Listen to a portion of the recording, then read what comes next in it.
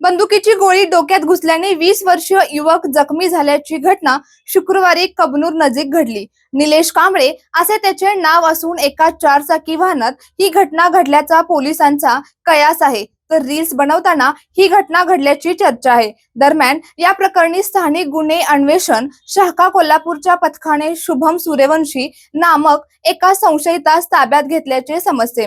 तर रील्स बनवताना गोळी लागली की त्याच्यावर खुनी हल्ला करण्यात आला याचा शोध पोलिसांकडून घेतला जात आहे। याबाबत घटनास्थळ व पोलिसातून मिळालेली माहिती अशी, कबनूर रुई रोडवरील एका हॉटेलकडे जाणाऱ्या रस्त्यावर गोळीबाराची घटना घडली।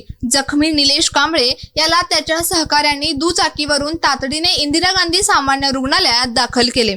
रुग्णालयात विचारणा करता निलेश गाडीवरून पडल्याने जखमी झाल्याचे सांगण्यात आले। मात्र त्याची प्रकृती गंभीर बनत चालल्याने त्याला पुढील उपचारासाठी कोल्हापुरातील CPR रुग्णालयात पाठवण्यात आले।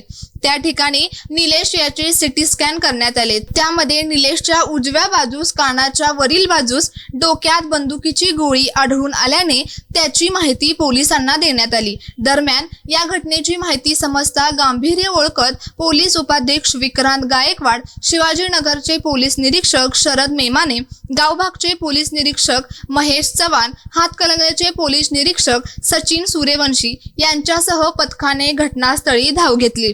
मात्र ते ठिकाण निर्जन असल्याने व तेथे कोणीच नसल्याची माहिती मिळू शकली नाही। त्यामुळे नेमके ठिकाण शोधताना पोलिसांची तारांबळा उडाली। त्यानंतर घटनास्थळावर काही संशयास्पद मिळते का याचा शोध घेण्यात आला, पण काही मिळून आले नसल्याचे समजते। या प्रकरणात CPR रुग्णालयात स्थानिक गुन्हे अन्वेषण शाखा कोल्हापूरच्या पथकाने काही जणांकडे चौकशी केली। याच दरम्यान शुभम सूर्यवंशी या संशयितास ताब्यात घेतल्याचे समजते।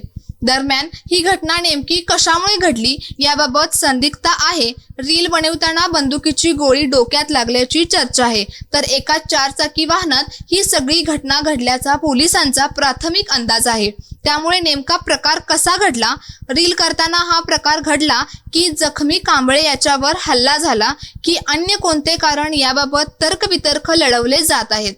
सोबतच हा व्हिडिओ जास्तीत जास्त शेअर करा आणि माय महाराष्ट्राला सोशल मीडियावर नक्कीच फॉलो करा।